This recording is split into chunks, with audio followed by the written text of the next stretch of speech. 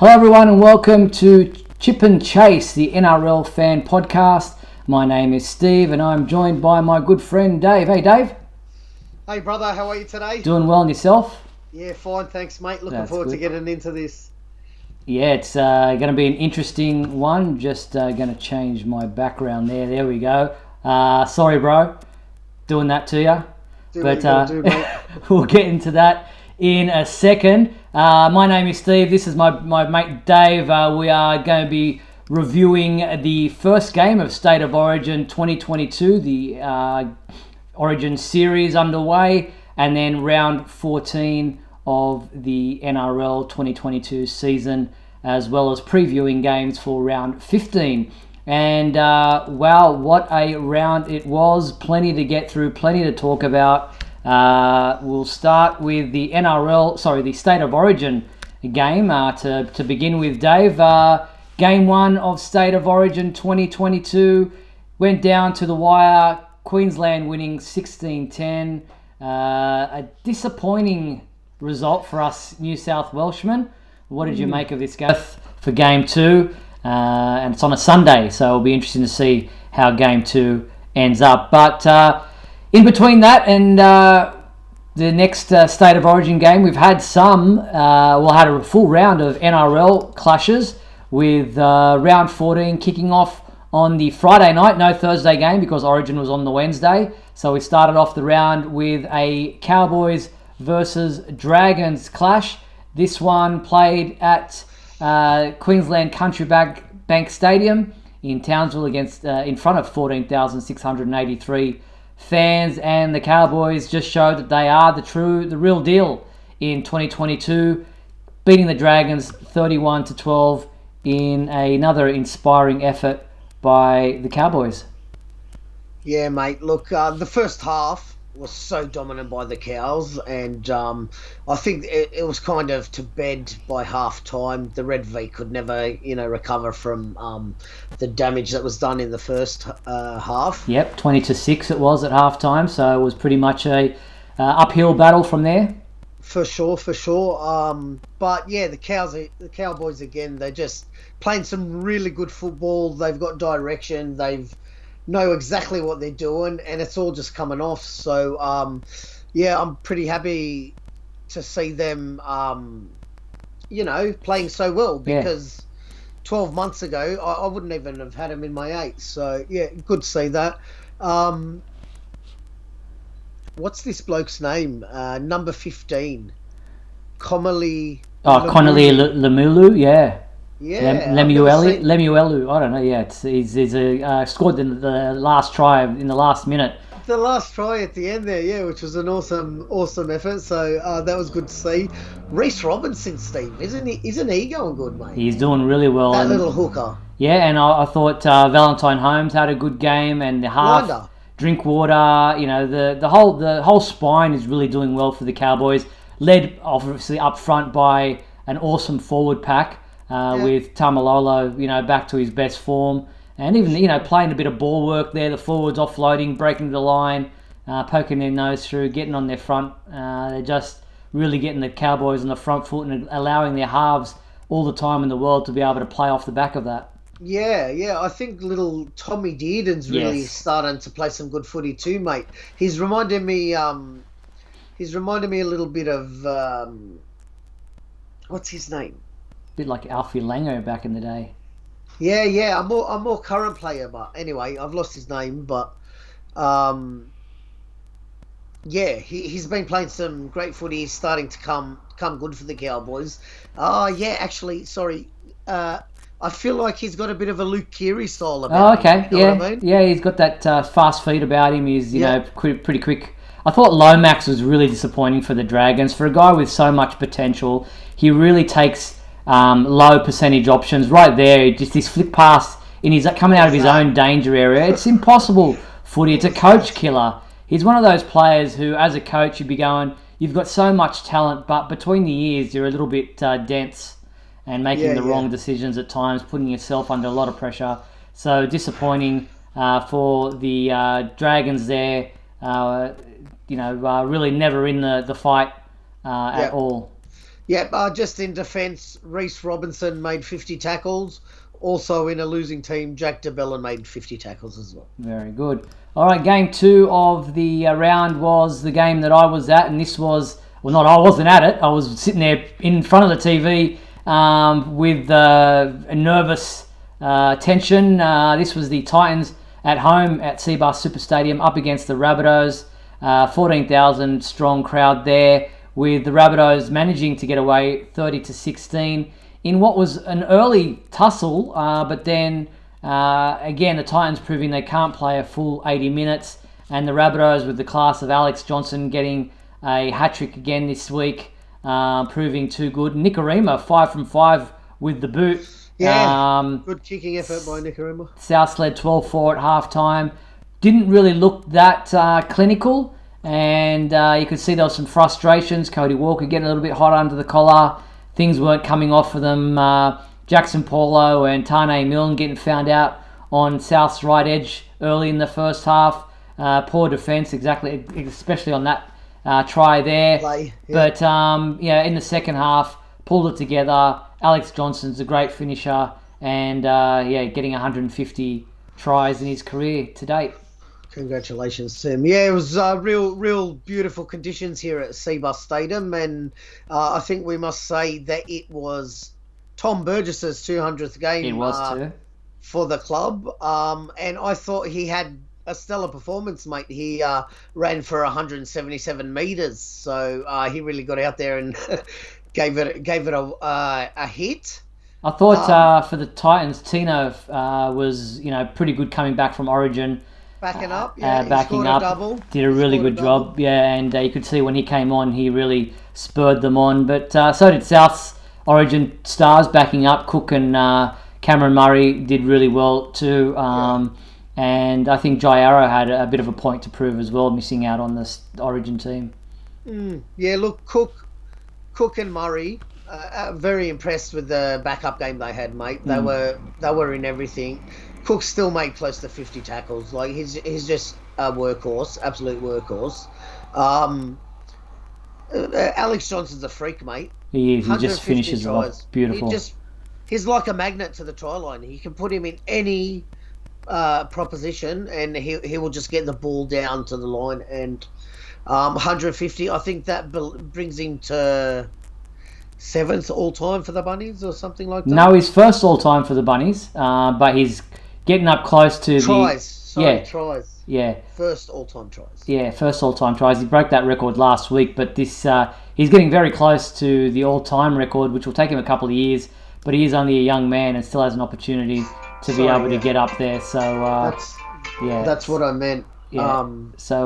Good win by the Rabbitohs in the end. Hopefully they can continue on that form moving forward. Jackson Paulo had a good game, Steve, for you. In attack, he came good, but defensively, I think he's a bit of a liability. I just hope he has just better performances moving forward. But good win by the Rabbitohs, nevertheless. One of those games that you're worried that you might lose.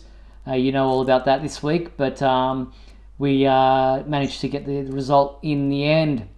Okay. Next up was the Storm up against the Roosters. Roosters at home in the Sydney Cricket Ground in front of a just under 13,000 crowd, with the Storm proving once again that they are a very good team, winning 26-18.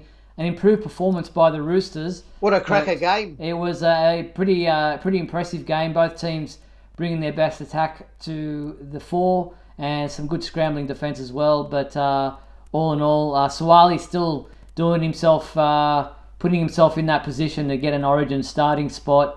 And is proving that he's more than just a flash in the pan.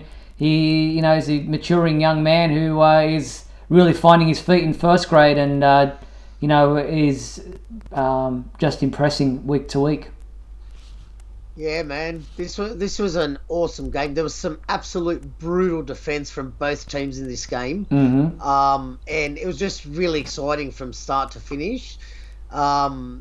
The debutant Grant Anderson from the Storm, scored 2 tries on debut. So what a start for him! Exactly. Marion Seve also getting a double, and Felice Kafusi, who got the last try, got a fine for a raised elbow into Sam Walker in this game, which has been a bit of a controversy surrounding that. People thinking maybe he should have copped a suspension, but the Storm thinking he was hard done by and actually contesting the fine that he received, thinking that there was nothing wrong with it whatsoever. So contentious one there. Sam Walker was a pretty good try, a solo effort by him.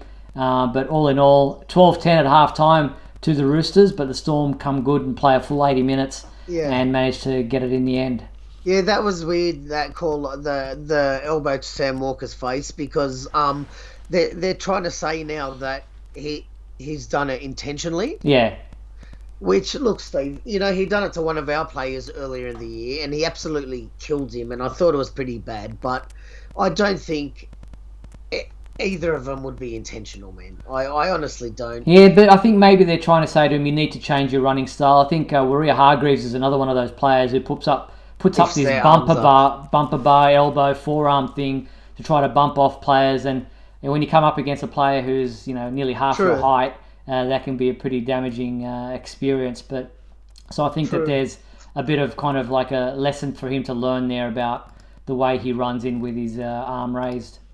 Yeah, and isn't Nick Meaney going really good for the Storm? Yeah, they always know how to pick a player and take him from a club that's not doing well and bring him into a star system and show him the way to play footy. Yeah, he's so playing well awesome done at fullback.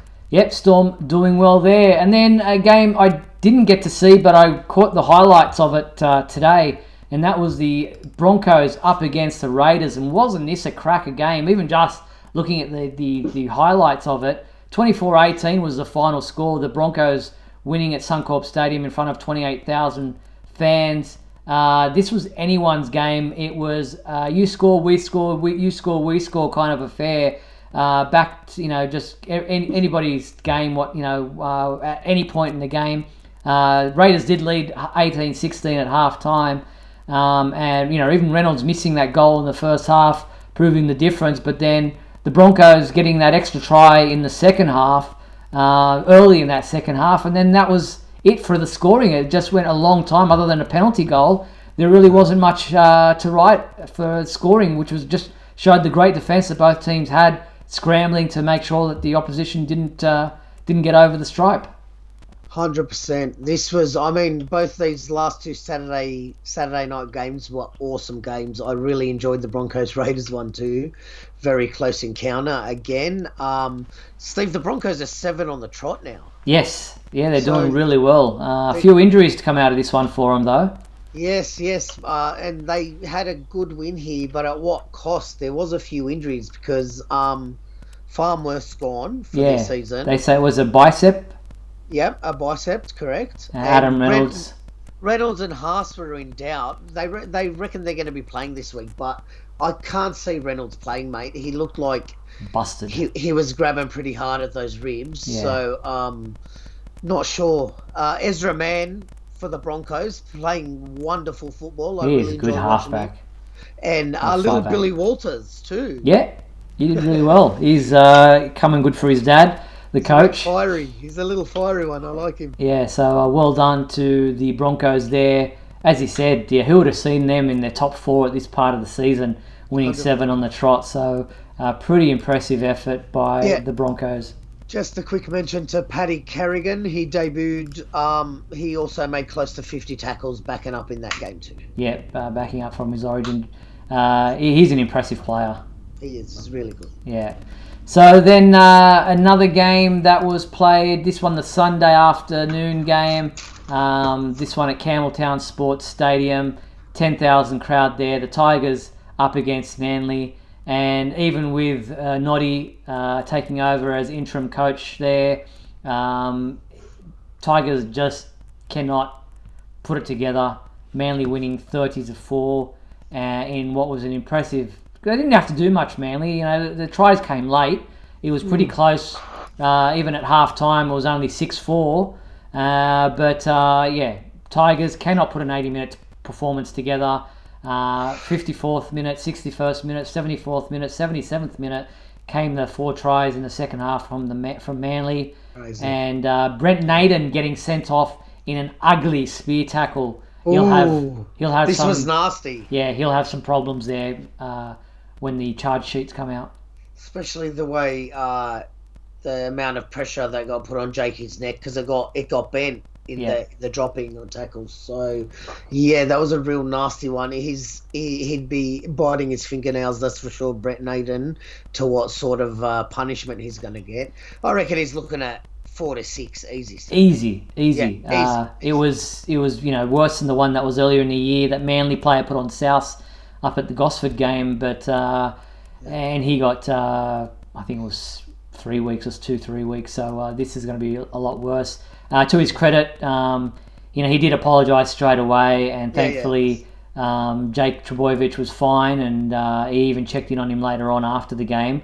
But it's not a good look. No, definitely not. Again, the Tigers were in this for most part of this game. Like you said, with 25 minutes to go, it was still 6-4. So it wasn't until late when the Manly ran away with it. Like you said, I thought Schuster had a good game again. Ruben Garrick's going really good, Stephen. Jakey T had a big game. Alokalatu, what a beast. Yeah, he's doing really well. There was some talk about him putting himself up for Tonga, I think it is, for the international games, and so not being eligible or not making himself available for New South Wales. But whether or not he would have gotten picked is another matter altogether. So I don't think he was in the conversation as far as Brandy Alexander was talking. Here is the spear tackle.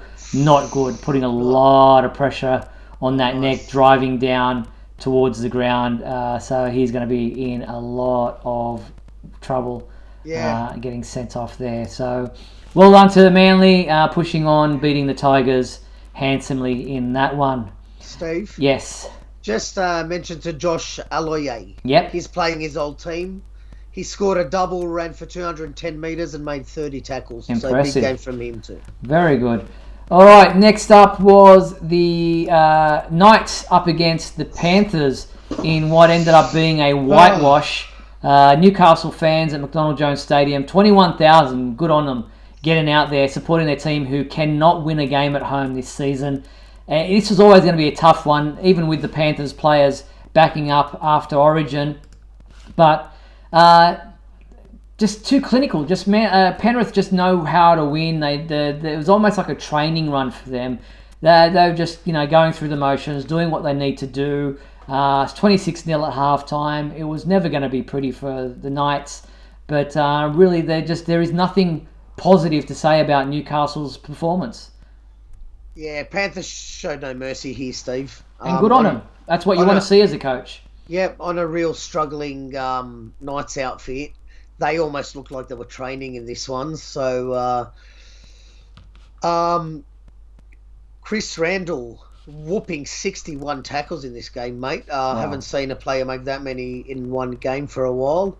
Brian To'o, he scored a double. Yep. Ran for 230 metres, 21 runs.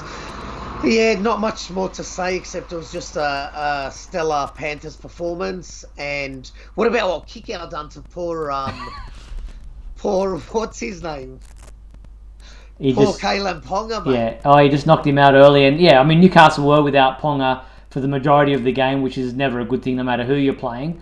But Ponga not coming back from his HIA after kick-out run over the top of him. He hit him like a steam train, man, and his head just hit the ground and it was lights out. So, exactly. Yeah. And I think Cleary and Luai and Crichton to some extent would have wanted to have a good performance. They stood up and after Origin and answer their critics, and they did really well. So, Penrith are just a class above, and well done to them. The Knights fans are really nothing to cheer about, but they stuck around and cheered on their team. As I said, 21,000 out there on a glorious day, but not much to cheer about for Knights fans up against the Panthers. God bless them. God bless them. True supporters, mate. They're always out there following their team. Exactly.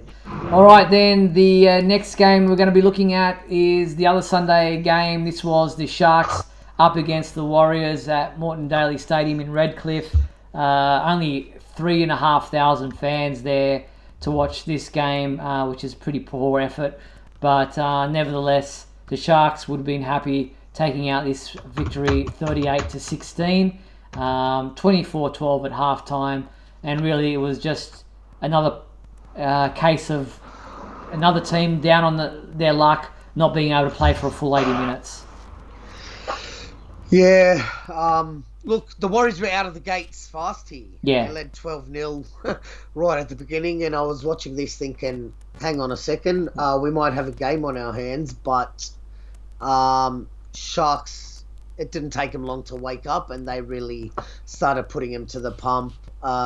Sione Katoa scored a hat-trick for the Sharks. Mm-hmm. So brilliant effort there by him. And I thought Matt Moylan was really, really strong all game in this and done a lot to set up all their scoring plays and that. So yeah. And Sasifa Talakai, he was in a bit of jeopardy about this being involved in this game. Supposedly there's a police investigation to do with something happening off field with him, but the Sharks are still backing him and putting him on in the starting team, and he scored a try in this one. Mulatalo also getting a double, and as he's saying, Moylan playing pretty well. So pretty big effort. Sharks 38-16 over the Warriors. Yeah, there's a good try coming up by DWZ. I think it's the next one. You'll see it. Okay. Or it might be right at the end where it's just this kind of amazing wingers try. It was early in the second half, so it would be... Yeah, coming up. Yeah. Where I don't think here it is. He really had to do this, but that was amazing. Yeah, the way that they dived. I mean, in slow motion from the other angle, that was just amazing. I'll show it right here. Yeah, it's Look impressive. At this. I mean, he did need to. He needed to get over the top of the Sharks player trying to knock his feet into touch.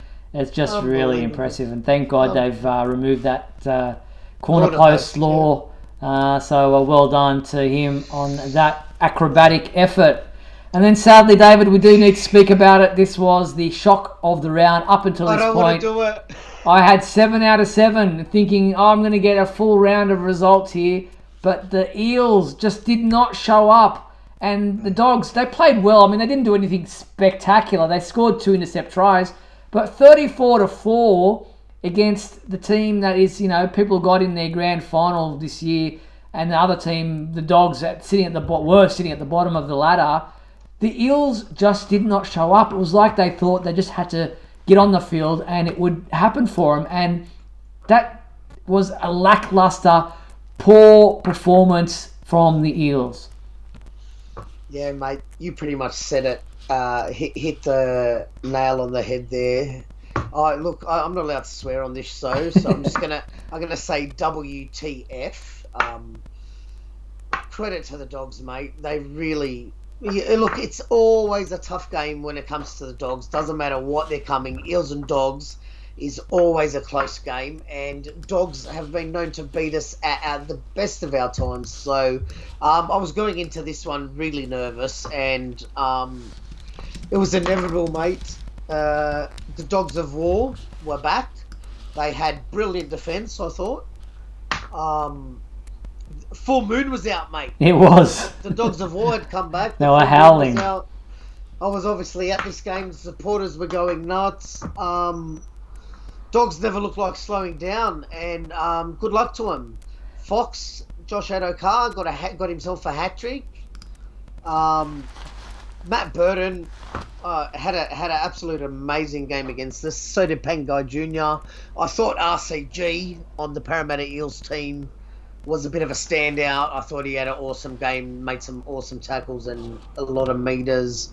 But it was really disappointing, Steve. Really disappointing. Well, I mean, Parramatta really, they showed a bit of, okay, we're going to try to run over the top of Bulldogs and then go through the middle, which was their game plan by the coach. But then they went away from that really quickly. Once that intercept by Avarillo happened, Parramatta started playing catch-up football. They panicked. Everything they tried to go around them. They were dropping balls. It just wasn't coming off for them, and they started to really started to panic and went away from what Parramatta Eels have been known for this season. And while it didn't matter in the context of the game because it was all over and done with, yeah, I thought that no try to Mitch Moses, where he was under the post and was very lackluster in his attempt to put down the ball. Crazy. And then he got it knocked out of his hands. That was really by Burton. That was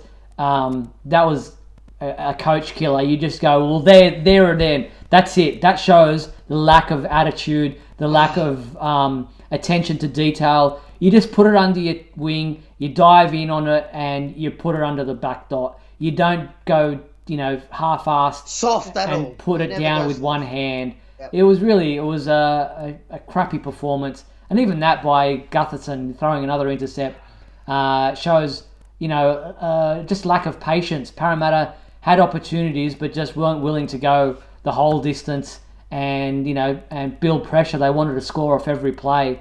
And, Dogs' 2 intercepts help, but I thought they were willing to throw the ball around, chance their arm, and back up each other. Minutes, yeah. So, pretty poor. This was the only Eels try. And it was just a fluke, that try. Like they never looked like scoring. It could have been another intercept. Actually, it could have. I think it was intended for the winger. But the centre stuck his hand out and it stuck. So well done. And this was a good try for the Dogs. There's 3 players in that tackle. Somebody's got to have the ball. What a try this one is. Yeah. And then because he's a left footer, you don't expect him to put the kick on at the step that he is, but he does. And so well done to the Dogs in a boil over. Can I just say, welcome to the life of a Parramatta supporter, mate. It's always been like this. I'm sure the Eels will bounce back, but they really, really need to get this out of their system. This out of their system, mate, where they just come up against teams that we should dominate and just get... Look, something sus was going on. I heard there's a little bit of unrest inside the club, so hopefully that doesn't have too much to do with it. Well, that's the second time they've been beaten by the team coming last. Earlier in the season, it was the Tigers.